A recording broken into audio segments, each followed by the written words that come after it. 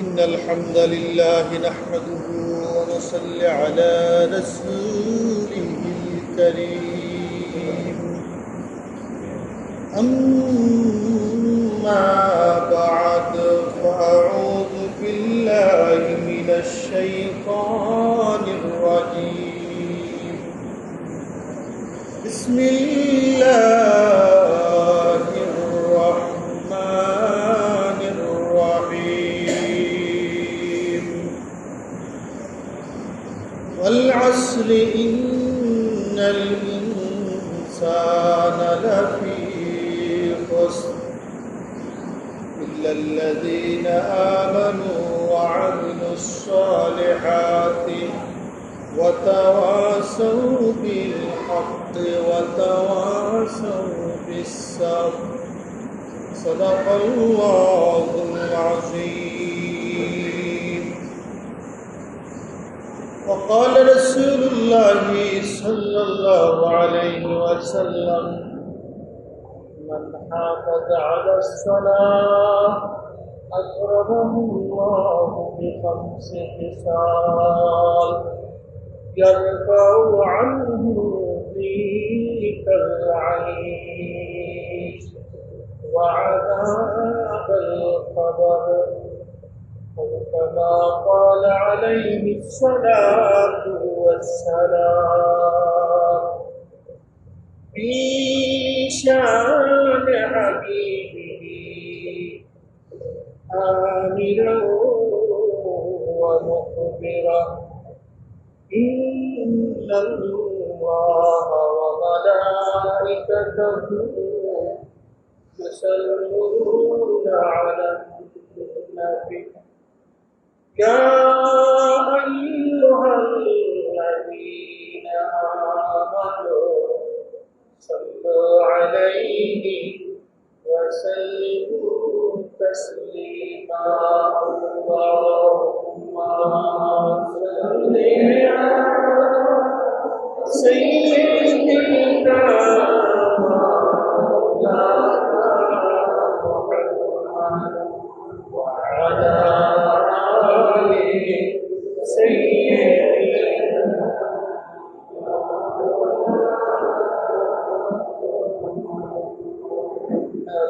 जन्नत दिल भाई ये जगते कभी ना उस हसरे तारा भाई जान अमर कभी देखा कभी ना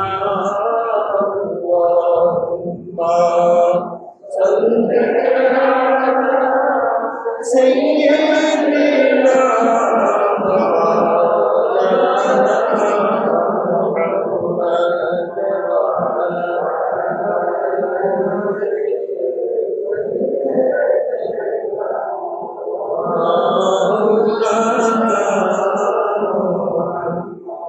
لا إله إلا الله لا إله إلا الله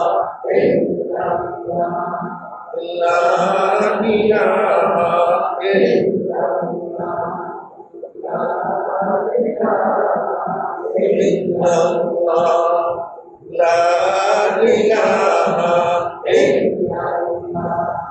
لا إله إلا الله. जन्नतेरी हर कोरिया करछे जमुना सफेदारी भूलिरा करछे সেই নাম সাধনা। লা ইলাহা ইল্লাল্লাহ লা ইলাহা ইল্লাল্লাহ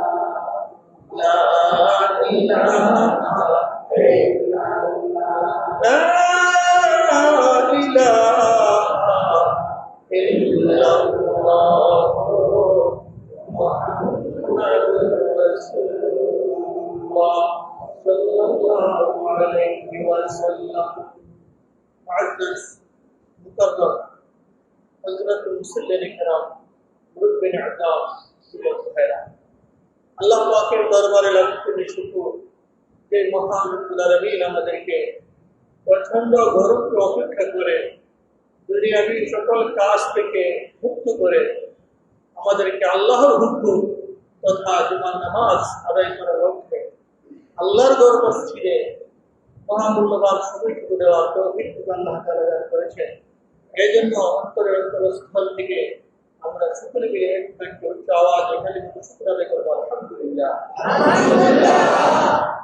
গত জুমায় আলোচনা চলতেছিল ছোট্ট একটি সূরা সূরাতুল আসর। যদিও সূরাটা অত্যন্ত ছোট, কিন্তু সেই সূরাটাতে একটা মুসলমানের জন্য জানে মানে নির্দেশনা দেওয়া হয়েছে। ওই সূরাটার উপর যদি কোনো বান্দা বান্দী আমল করতে পারে সে সাফল্য, সে আর কোনো জায়গায় ঠেকবে না, তার কোনো সমস্যা হবে না, কবরের সমস্যা হবে না, বিধানে ফুলসেরাতে হাসরে জাহান্নামে কোথাও তাকে দেখানো যাবে না, সব জায়গায় সে সহজে পার হয়ে যাবে। সুবহানাল্লাহ। সূরা ছোট, আবার আরেকটি ছোট সূরা আছে সূরাতুল কাউসার, এটাও মহামূল্যবান একটি সূরা। এই সূরার মধ্যে আমার দয়াল নবী রহমতের নবী কোরআন নবী দুদাহান বাদশাহ মুহাম্মদ রাসূলুল্লাহ সাল্লাল্লাহু আলাইহি ওয়াসাল্লামকে পুরস্কার ঘোষণা করেছেন। বড় একটি পুরস্কার আল্লাহ তাআলা সূরাতুল কাউসারের মাধ্যমে নাযিল করে আমার নবীকে প্রদান করেছেন, যার নাম হলো হাউজুল কাউসার। সুবহানাল্লাহ। যাই হোক, গত জুমায় আলোচনা চলতেছিল সকল মানুষ ক্ষতিগ্রস্ত থাকবে, ধ্বংসের মধ্যে থাকবে, তারা রেহাই পাবে না ধ্বংস থেকে, তারা ধ্বংস হয়ে যাবে, ক্ষতিগ্রস্ত হয়ে যাবে। তবে তার মধ্যে যদি 4টা গুণ থাকে, সেই 4টা গুণ তার মধ্যে যদি পাওয়া যায়, সে ধ্বংস হবে না, সে ক্ষতিগ্রস্ত হবে না, সে কোথাও ঠেকবে না, সব জায়গায় আল্লাহ রাব্বুল আলামিন তাকে পার করে দেবে। সুবহানাল্লাহ। সূরার মধ্যে 4টা গুণের কথা বলছে। প্রথম নম্বর গুণ ঈমান থাকতে হবে। কি থাকতে হবে? ঈমান থাকতে হবে। ঈমান ছাড়া যদি আপনি আমল করেন, সে আমলের দাম নাই। আছে কাফের বিনম্র আমল করেনি, করে ভালো কাজ করে না, এই নামাজ পড়ে না, কিন্তু ভালো কাজ করে কিনা? গরিব দেশকে যখন কোনো টর্নেডো, ভূমিকম্প, বন্যা, বিভিন্ন রকম যখন গরিব মুসলমান দেশ ক্ষতিতে হয়, বন্যায় ক্ষতিতে হয়, টর্নেডো আক্রান্ত হয়, ঘূর্ণিঝড়ে আক্রান্ত হয়, তখন বিধর্মী লোকেরা, বিধর্মী রাষ্ট্র প্রধানেরা দান ফেরত করে না? দান করে তো, এটা তো একটা মঙ্গল কাজ। তো আমরা মুসলমান তো দান করি না, তো দান করা কি এটা ভালো কাজ না? ভালো কাজ। তারপর চিকিৎসা দেওয়া ভালো কাজ না? ভালো কাজ। জাতীয় সংঘের থেকে ফিলিস্তিনের মুসলমানদেরকে যে সহায়তা দেয়, খাবার পাঠায়, জাতীয় সংঘের যে খাবারগুলো পাঠায়, ওগুলো কি সবাই মুসলমান? সব কি মুসলমানের টাকা? নাকি হিন্দু, বৌদ্ধ, খ্রিস্টান সকল ধর্মের সকল জাতির টাকা দেওয়া হয়েছে? কথা বলে ঠিক কিনা? তাহলে তারও ভালো কাজ করে, মঙ্গল কাজ করে, চিকিৎসা দেয়, সেবা দেয়, দান করে, এগুলো মঙ্গল কাজ। কিন্তু সেই মঙ্গল কাজ করলে দুনিয়াতে ফায়দা হবে, আখিরাতে কোনো চুল পরিমাণ, বিন্দু পরিমাণ কোনো লাভ হবে না, কোনো ফায়দা হবে না। কথা বলে ঠিক কিনা? একটাই কারণ, ঈমান না থাকার কারণে। কি না থাকার কারণে? কথা বুঝতে পারছি? ঈমান না থাকার কারণে। হাদিস শরীফে প্রমাণ করে তাদের যে দান ফেরত করতেছে, তারা যে সেই টাকা পয়সা দিচ্ছে, এত কষ্টের টাকা, রক্ত জরা, ঘাম জরা টাকা, ইনকামের টাকা যে মানুষকে সেবামূলক দিচ্ছে, তো তারা যে একটা ভালো কাজ করতেছে, তাদের কি কোনো ফায়দা নাই? আছে। তাদের ফায়দা আল্লাহ দুনিয়াতে দিবেন। কোথায় দিবেন? দুনিয়াতে দিবেন। মানে দুনিয়াতে তাদেরকে এটার বিনিময় দিয়ে দিবেন, অর্থাৎ তাদেরকে কিছু ধন সম্পদ বাড়াই দিবেন, তাদের কিছু সুখ শান্তি দিবেন, তাদেরকে আরামায় দিবেন। কোথায়? দুনিয়াতে। এই জন্যই দুনিয়াতে দেখবেন কাফের বেঈমানরা বেশি সুখী থাকে, কারণ তাদের পরকালে কোনো বদলা লাভ, পুরস্কার নাই, কোনো প্রতিদান নাই, পরকালে কোনো বদলা নাই, কোনো প্রাপ্য নাই। এই জন্য তাদের প্রাপ্যটা দুনিয়াতে দিয়ে দেয়, আর ঈমানদারদের প্রাপ্যটা দুনিয়াতে কম দিয়া আল্লাহ তাআলা আখিরাতের জন্য রিজার্ভ রেখেছেন। সুবহানাল্লাহ। ঈমানদারদের পুরস্কার কোথায় হবে? আখিরাতে। কোথায় হবে? আখিরাতে। তাহলে প্রথম শর্ত হলো ঈমান। প্রথম শর্ত কি? ঈমান। ঈমান থাকতে হবে। ঈমান হচ্ছে সবচেয়ে বড় জিনিস। যারা ইহুদি তারাও মুসলমান দাবি করে, তারাও ঈমানদার দাবি করে। যারা খ্রিস্টান তারাও মুসলমান। কেন? তারাও তো ঈসা আলাইহিস সালামের অনুসারী। ঈসা আলাইহিস সালামকে আল্লাহর পক্ষ থেকে কিনা আল্লাহর প্রেরিত নবী ছিলেন। মুসা আলাইহিস সালাম আল্লাহর প্রেরিত নবী ছিলেন। মুসা আলাইহিস সালামের অনুসারী যারা দাবি করতেছে তারাই তো ইহুদি। কথা বলে ঠিক কিনা? কিন্তু তাদের নবী যাওয়ার পরে যখন আমাদের নবী আসছে বলা হয়েছে আগের সব ঈমান আমল বন্ধ, আমাদের নবীর উপর শেষ নবীর উপর ঈমান আনতে হবে। শেষ নবীর হাতে বায়াত গ্রহণ করে সব আবার পূর্বে মুসলমান হতে হবে। কিন্তু তারা সেটা মানে না। তারা কি করে না? সেটা মানে না। কাদিয়ানীরা তারা কি নামাজ পড়ে না? তারা কি রোজা রাখে না? তাদের ঈমান নাই কেন? আমাদের নবীকে মানে না। তারা বলে আমাদের নবীর পরে আরেক নবী আসছে, নাউজুবিল্লাহ, গোলাম মোহাম্মদ। তার নাম কি? গোলাম মোহাম্মদ। তারা দেখি তাদের মসজিদ আছে, তাদের সঠিক তাদের বিধান অনুযায়ী নামাজ আছে, রোজা আছে, দান খেটে সব কিছু আছে, কিন্তু কাজ হবে না কেন? একটাই নবীর উপর ঈমান না আনার কারণে। কথা বলেন ঠিক কিনা? আমি যে কথা বলতেছি, প্রথম শর্ত হলো ঈমান, আকীদা। ঈমান আনার পরে এই সূরার বর্ণনা অনুযায়ী বাকি তিনটা কাজ যারা করবে তারা কখনো ধ্বংসতে লিপ্ত হবে না, তারা কখনো ক্ষতিগ্রস্ত হবে না, তারা সফল কাজ অর্জন করবে। কথা বলে ঠিক কিনা? এবার ঈমানের পরে কাজটা কি? দ্বিতীয় নম্বর কাজ হলো আমল। দ্বিতীয় নম্বর কাজ কি? আমল। ঈমান আনার পরে দ্বিতীয় নম্বর কাজ হলো আমল।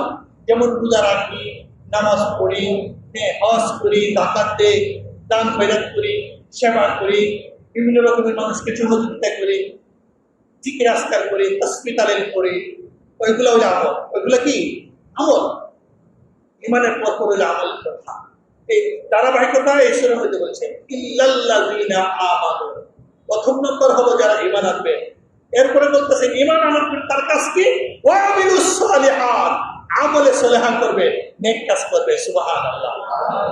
নেক কাজের আলোচনা করছি। টয়লেটে গেলে নেক কামানো যায়, বাজারে গেলে নেক কামানো যায়, কৃষি খামারে গেলে নেক কামানো যায়, ব্যবসা বাণিজ্য করলে নেক কামানো যায়, চাকরি করলে নেক কামানো যায়। অথচ চাকরি নিজের জন্য, ব্যবসা নিজের জন্য, বাজারে যাওয়াটা নিজের জন্য। তো এই নিজের কাজটাও আপনি আমার রাসূল, কুল কায়নাতের নবী, দু জাহানের বাদশাহ নবী মুহাম্মদুর রাসূলুল্লাহ সাল্লাল্লাহু আলাইহি ওয়াসাল্লামকে অনুসরণ করে যখন আপনার ব্যক্তিগত কাজটা করবেন, সেই কাজটা নেকি হবে, আমলে চলা হবে। সুবহানাল্লাহ। হবে না? টয়লেটে গেলে আমলে চলা হবে না? ইলেকট্রিক ব্যবহার করছেন, মাটির চাক্কা দিয়ে ঢিলা লইছেন, কৃষি পেপার দিয়ে ঢিলা লইছেন, তবে মাটির চাক্কা কিন্তু বাস্তবে প্রকৃত সুন্নাত। নবীজি মাটির চাক্কা দিয়ে ঢিলা ব্যবহার করছেন, ব্যবহার করেছেন। আমরা এখন ডিজিটাল সহজে পকেটে রাখা যায় টিস্যু, তবে ওই সুন্নত কি হবে, কিন্তু ওই জিনিসটা আলাদা একটা সুন্নত, সেই সুন্নতটা থাকবে। যাই হোক, তো ঢিলাগুলো ব্যবহার করা সুন্নত। আপনি টয়লেটের হাজত ছাড়লেন, রাসূলকে গুলো করার কারণে এই টয়লেটের হাজতটাও সওয়াবে নেকিতে পরিণত হবে। সুবহানাল্লাহ। মানে শুধু রাসূলকে ফলো করবে। আপনি রাজনীতি করেন, রাসূলকে ফলো করে, আপনি কর্মজীবনে রাসূলকে ফলো করে, আপনি কৃষি খামারে রাসূলকে ফলো করে, ব্যবসা বাণিজ্যে রাসূলকে ফলো করে, এই যা কিছু করবেন দুনিয়ার জন্য করতেছেন বটে, রাসূলকে ফলো করার কারণে সবগুলো নেকিতে পরিণত হয়ে যাবে। আল্লাহ আল্লাহ। মুসলমানের হক, এক মুসলমান আর মুসলমানের জন্য হক, তার খোঁজ খবর নেওয়া। আপনার বাড়ির পাশে একটা লোক অসুস্থ, তার খোঁজ খবর নেন, এটা আপনার হক।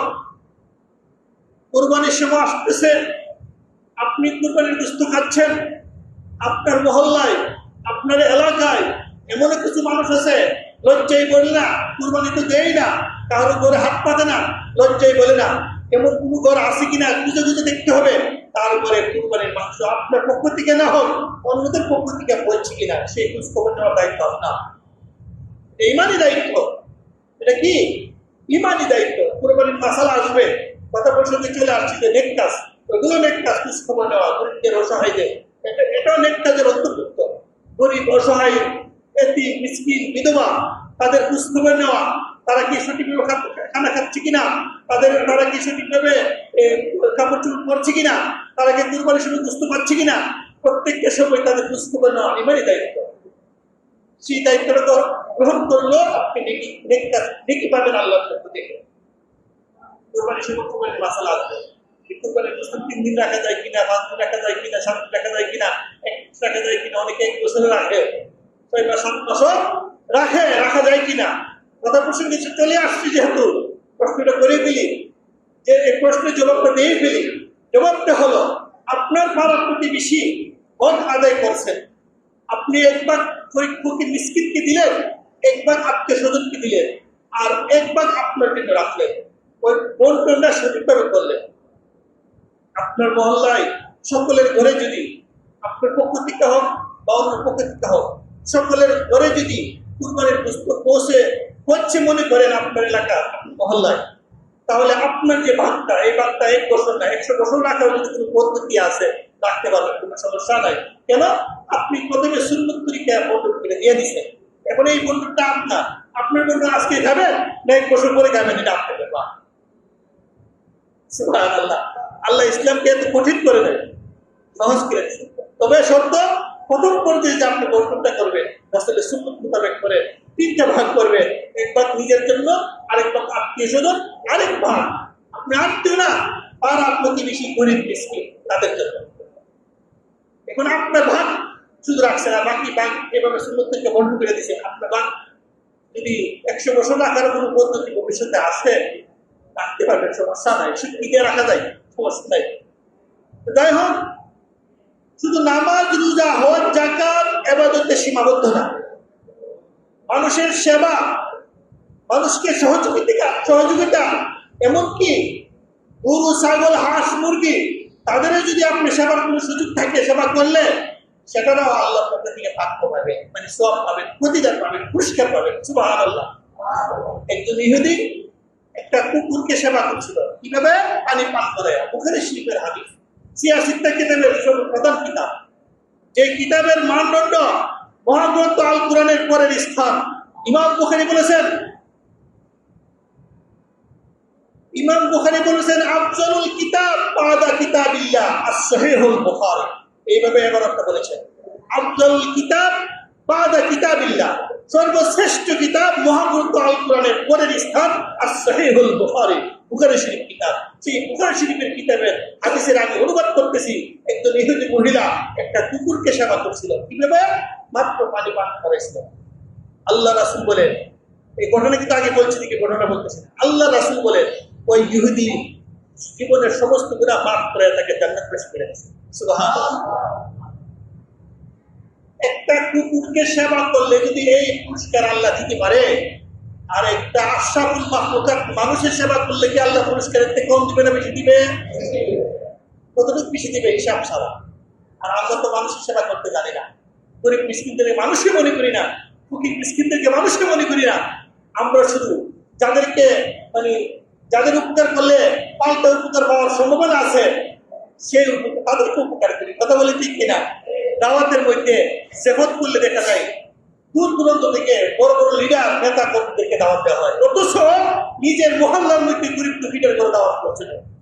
এমন হয় না? হয় না? হিসাব ছাড়া আছে, অসংখ্য আছে। দেখবেন ওই মুখ গ্রামের চেয়ারম্যান সাহেব দাওয়াত পাইছে আপনার মহল্লায়। আমাকে দিয়ে বলতেছি, আমি দাওয়াতের একটা বিশাল আয়োজন করছি অমুক গ্রামের, অন্য গ্রামের, অন্য উপজেলার চেয়ারম্যান দাওয়াত পায়, অথচ আমার মহল্লায় একজন গরিব দুঃখী আছে, তাকে দাওয়াত দিতে পারি না। বলেন তো আল্লাহ গ্রহণ করবে? এই সওয়াব কি আল্লাহ তাকে দিবে? কখনো দিবে না। আল্লাহ হাসরের মাঠে বলবেন, বান্দা তোমার কাছে আমি খাবার চেয়েছিলাম, তুমি আমাকে খাবার দাও নাই। তোমার কাছে আমি কাপড় চোপড় চেয়েছিলাম, তুমি আমাকে কাপড় চোপড় দাও নাই। বান্দা তো তাজ্জব, আশ্চর্য, আল্লাহ তুমি তো খাবারের মুখোমুখি না, তুমি তো খাবার খাও না, তুমি তো কাপড় চোপড় পরো না, তুমি তো শীতের কাপড় পরো না, তাহলে তুমি কিভাবে আমাকে খাবার চেয়েছ, আমার কাছ থেকে কিভাবে কাপড় চোপড় চেয়েছ? তখন আল্লাহ বলবে, শোনো বান্দা, দুনিয়াতে আমার একটা গরিব দুঃখী এতিম বিধবা মিসকিন তোমার কাছে খাবার চেয়েছিল, তুমি তাকে খাবার দাও নাই, তুমি তার খোঁজ খবর নাও নাই, তুমি যদি তার ঘরে খাবার পৌঁছাইতা, তুমি যদি তাকে খাবার খাওয়াইতা, আমি আল্লাহ স্বয়ং খাবার পেয়ে যাইতাম। তুমি যদি তাকে শীতের কাপড় দিতা, কম্বল দিতা, আমি আল্লাহ শীতের কাপড় পেয়ে যেতাম। তুমি তো তাকে অন্যান্য ইজ্জত করতা, আমি আল্লাহ ইজ্জত পাইতাম। সুবহানাল্লাহ, সুবহানাল্লাহ। এই এই মেজাজ আমাদের নাই। আমাদের মহল্লায় দুঃখীরা তারা না খেয়ে মরে, তারা মাসে একবার গুস্ত খাইতে পারে না। আর যারা খায় না, আরে নিষেধ একটা টুকটা দেয়, নিষেধ আমার ডায়াবেটিস, তাদেরকে দাওয়াত দেয়। কথা বলেন ঠিক কিনা? আর যারা মাসের মাস চলে যায়, তারা ফিরে বুঝতে খাইতে পারি না, বাচ্চাকে চিল্লাচিল্লি করে, তাদের খোঁজ খবর নেই না। এগুলা কি নেকির কাজ না? তাদের খোঁজ খবর নেওয়া কি নেকির কাজ কিনা? অবশ্যই নেকির কাজ। শুধু নামাজ, রোজা, হজ, যাকাত সীমাবদ্ধ রাখেন না, পরে ওইগুলা খেয়াল রাখতে হবে। আল্লাহ তাআলা আমাদেরকে তৌফিক দান করুন। আমার ভাইরা, আল্লাহ রাব্বুল আলামিন বলেন, ঈমান আনার পরে যারা তিনটা কাজ করবে, যাদের মধ্যে তিনটা গুণ পাওয়া যাবে, আল্লাহ রাসূল আল্লাহ রাব্বুল আলামিন স্বয়ং বলতেছেন, ওই সমস্ত মুসলমানেরা, ওই সমস্ত ঈমানদারেরা সফল কাম অর্জন করবে। বলেন সুবহানাল্লাহ। প্রথম নম্বর হলো ওয়ামিলুস সালিহাত, ঈমান আনার পর আমলে সালেহা করবে। আমলে সালেহার কথা বিস্তারিত গত জুমা থেকে আলোচনা করে আসছি। এবার আসুন দ্বিতীয় নম্বর, ওয়ামিলুস সালিহাত ওয়া তাওয়াসাউ বিল হাক্কি। দ্বিতীয় নম্বর হলো ঈমান আনার পরে প্রথম নম্বর আমলে সালেহা করা, দ্বিতীয় নম্বর হলো ওয়া তাওয়াসাউ বিল হাক্কি, নিজে আমল করবা, নিজেও ভালো কাজ করবা এবং অপর মানুষদেরকেও ভালো কাজের উৎসাহ দিবা। সুবহানাল্লাহ। নিজেও নামাজ পড়বা, নিজেও রোজা রাখবা, নিজেও মানুষের সেবা করবা, গরিব দুঃখীদের খোঁজ খবর দিবা, একা একাই করবা না। এবং পাড়া প্রতিবেশী, তোমার সাথে যারা চলাফেরা করে, তোমার আশেপাশে যারা আছে, প্রতিবেশীরা আছে, সবাইকেও এই কাজের দাওয়াত দিবা যে তুমিও নামাজ পড়ো, অপরদেরকে নামাজ পড়াও, তুমিও রোজা রাখো, অপরদেরকে রোজা রাখার কথা বলো, তুমিও মানুষের সেবা করো, পশু পাখির সেবা করো, মানুষকে দান খয়রাত করো, গরিব মিসকিনের খোঁজ খবর নাও এবং অপরদেরকে সেই উৎসাহ করার নাম হলো ওয়া তাওয়াসাউ বিল হক। ওয়া তাওয়াসাউ বিল হক মানে হকের উপদেশ দেওয়া, নেক কাজের উপদেশ দেওয়া, নিজেও করা, অপরকে নেক কাজের উপদেশ দেওয়া। কয় নম্বর গেল? 2 নম্বর, মানে ঈমান আনার পরে তিনটা কাজ। প্রথম কাজ নিজে নেক কাজ করা, দ্বিতীয় কাজ হলো অপরদেরকে নেক কাজের দিকে উৎসাহ করা, তৃতীয় নম্বর আল্লাহ বলেন ওয়া তাওয়াসাউ বিল হাক্কি ওয়া তাওয়াসাউ বিস সাবর। অপরদেরকে অনেক কাজের উৎসাহ করা, ভালো কাজের উৎসাহ করা, মঙ্গল কাজের উৎসাহ করা, দাওয়াত দেওয়া। তৃতীয় নম্বর হলো অপরদেরকে নিজেও ধৈর্য ধারণ করা এবং অন্যান্য মুসলমানদেরকে ধৈর্য ধারণের উপদেশ দেওয়া। নিজে ধৈর্য ধরা, অন্যদেরকে বলা যে ধৈর্য ধরো, আল্লাহ তোমাকে পরীক্ষা করতেছেন, অভাবে ফেলাইছেন, তুমি ধৈর্য ধরো, অভাবের পরে আল্লাহ সুখ দেবেন। আরে তুমি বিপদে পড়েছো, তোমার অ্যাক্সিডেন্ট হয়ে গেছে, গাড়ি ধ্বংস হয়ে গেছে, বিদেশে মার খাইছো, ধৈর্য ধরো, নিজের বেলা ধৈর্য ধরা, অপরদেরকে ধৈর্য ধারণের উপদেশ দেওয়া। বলেন সুবহানাল্লাহ। বিপদ আপদ আসলে ধৈর্য ধরাটা কঠিন। মনে করেন ছেলেকে বিদেশ পাঠাইছে 5 লক্ষ 7 লক্ষ টাকা দেয়া, যখন গিয়া দেখেন সবই ভুয়া, এমন হয় না? দালাল 2টা ছেলেকে 5 লক্ষ টাকা দিয়ে সৌদি আরব পাঠাইছে, পাঠানোর পরে গিয়া দেখেন সবই ভুয়া, এমন হয়েছে কিনা? এমন হয় না? হয়। আপনাদের এখানে হাফিজি মাদ্রাসার এক ভাই, একজন হাফিজ সাহেব আছে, হাফেজ ফয়জুল্লাহ সাহেব, উনার আপন বড় ভাই হাফেজ এবং মৌলানা, ওনার নাম হলো হুসাইন, মানে বাস্তব যে প্রমাণ। ওনার 3 জন আলেম এক দালালের মাধ্যমে 4.5 লাখ টাকা ধরে, 3 জনে কত টাকা হয়েছে? 9 লাখ, তারপরে 13.5 লাখ, সব টাকা পরিশোধ করছে। সব এখন বিমানের টিকিট পর্যন্ত তাদের হাতে দিয়ে গেছে, পাঠাই দিছে, করছে তাই মিলে পাঠাইছে। তারা মসজিদের চাকরি, কেউ মাদ্রাসা চাকরি সব বাদ দিয়ে বিদায় দিয়ে গিয়ে সুন্দর ক্রীড়া, খাওয়ান কম ক্রীড়া, যখন ঢাকাতে গেছে ইউনিভার্সিটিতে গিয়ে দেখাইছে সব ভুয়া, সব কি টিকিটটা পর্যন্ত ভুয়া। মানে আর ওই বিমানবন্দর ঢুকারে কি পাইলে অনুমতি পাইনি, অথচ সব টাকা পরিশোধ করে নিছে। 3 জন আলেম, এমন দোয়া হয় না? তো যেই কথা বলতেছিলাম, এখন তারা কেমন বিপদে পড়ছে। এই গরিব মানুষ আলেম ওলামা কয় টাকা রুজু করে, 10,000 8,000 টাকা বেতন, কোনরকম চলছে। ঋণ করে আপনার থেকে, বড় ভাইয়ের থেকে, মুখের কাছ থেকে, অন্য দিছে যে বিদেশ দিয়ে আসলে তোমাকে 1 মাসের সময় দিছে, 3 মাসের সময় দিছে, তোমার তোমার পাওনা আগে দিয়ে দিব, করে সব জমাইছে, সব শেষ। এদিকে বসেন বিপদে। এই বিপদে ধৈর্য ধারণ করা কঠিন কিনা না সহজ? কঠিন কাজ। আল্লাহ বলেন এই সমস্ত বিপদে ধৈর্য ধরো, আল্লাহ তোমার সাথে আছে। আল্লাহু মা'ানা, আল্লাহ আমার সাথে আছে। ধৈর্য ধারণ করলে আল্লাহ থাকবেন, আল্লাহ সেই ধৈর্য ধারণের পরে আল্লাহ কি দিবেন? সুখ দিবেন, শান্তি দিবেন।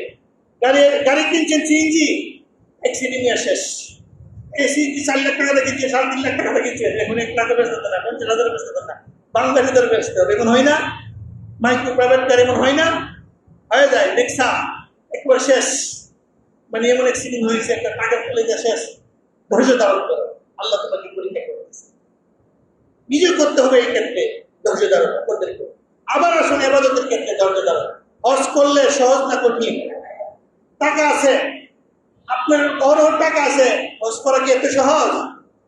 হজের যে আরকান আছে, হজের যে দায়িত্ব, কম করা, সাইন সাফা মারোয়া কি করা, বড়দরি করা, অঙ্কর মারা, এরপরে হাইটিয়া একেবারে কি যাওয়া, আর আবার ময়দানে যাওয়া, এত সহজ না।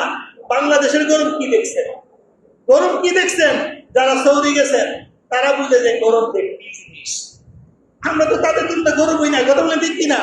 এই গরমে যারা এখন হজ যাইতেছেন, তারা কি হজের আরকান পালন করা লাগবে কিনা? লাগবে। তখন ধৈর্য ধারণ করতে হবে। কি করতে হবে? কষ্টর মধ্যে ধৈর্য ধারণ করতে হবে। টাকা আছে, টাকা থাকলে হজ হয় না, ওই ধৈর্য ধারণ করে হজের আরকান গুলো পালন করা বহুত কঠিন। ইবাদতের ক্ষেত্র সেই ধৈর্য। প্রচন্ড শীতের বেলা যখন রমজান মাসটা পড়বে, চেষ্টা কোনটা সহজ না কঠিন? প্রচন্ড শীতের বেলা ফজরের উযু করা সহজ না কঠিন? আর কম্বলের ভিতরে বেঁধে লিখতে কষ্ট লাগে, আর পানি যখন ঠান্ডা পানিতে উযু করবেন, সহজ না কঠিন? সে ইবাদতের বেলা কি করতে হবে? ধৈর্য ধারণ নিজেও করো, অপরকে ধৈর্য ধারণ করার উপদেশ দাও। আল্লাহ পাক রব্বুল আলামিন আমাদেরকে ঈমানের পর আমলে সালেহা করার তৌফিক দেন এবং অপরদেরকে আমলে সালেহার দিকে উদ্বুদ্ধ করা, দাওয়াত দেওয়ার তৌফিক দেন। তৃতীয়, নিজের ধৈর্য ধারণ করার তৌফিক দেন এবং অপরদেরকে ধৈর্য ধারণের উপদেশ দেওয়ার তৌফিক দেন। আল্লাহ তাআলা কবুল করেন, বলেন আমিন। ওয়া আখির দাওয়ানা আলহামদুলিল্লাহি রাব্বিল আলামিন। যারা সুন্নাত করেন নাই, সাদাকাত করবেন, সুন্নাত করে